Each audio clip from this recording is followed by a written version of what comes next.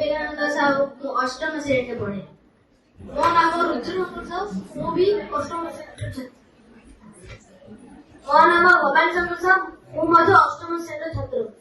आपण माने निश्चय तो केमिकल बॉडी खाई तो बोर हो जाते। जो केमिकल बॉडी फैक्ट्री रे थाए फैक्ट्री बनाए थाए ताए असन बासन असन हाथ रे ही से बॉडी बने दियंती।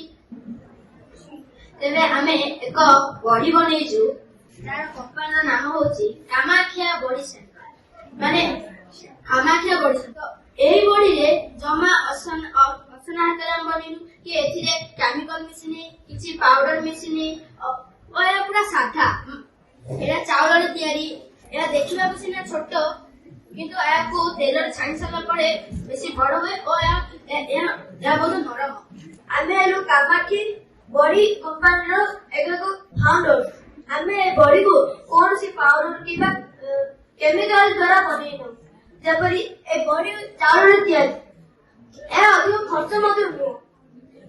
बाहर जिबा लोक माने बॉडी को क्वांटिटी कम थियो मात्र रेट अधिक थियो जेपरि 20 टा बिका होतो।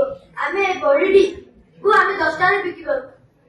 ए बॉडी 250 ग्राम चावल को बतरे अधोरे में ग्राइंडर करा जाए। ग्राइंडर करला पर जो आवश्यक अनुसार लुण मर्च सब पका जाए।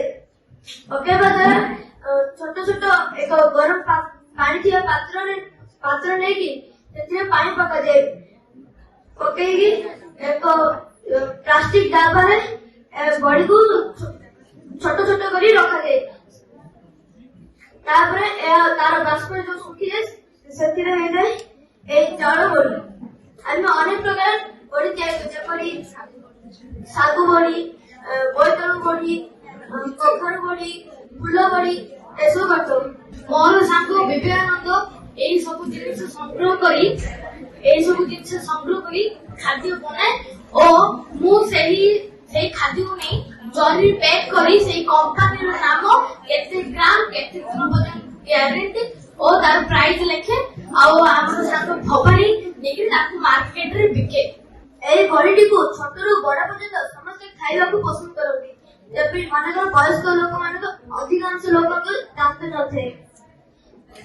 ए बॉडी बहुत नरम सेति भाई वयस्क लोक माने हमर ए कंपनी रे की इन्वेस्ट करबानी केते रे बिकुछ एटा को 10 टका रे हेले तुम बनाओ केते टका लागुची 5 टका तुम लाभ रहउची 100% प्रॉफिट।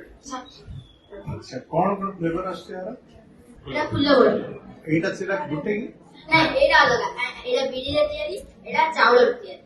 एटा केते पड़ियो एटा भी सेम रेट सेही 5 टका पड़छ 10 टका रे बिकुछ। आमे तो भगवान को विश्वास करू हमर विश्वास ही भगवान तो सब गुटे आ तो भगवान रूप तो अलगा ता हम जे हमें ना देतो सजे हमें कामा की ना क्या वेरी गुड।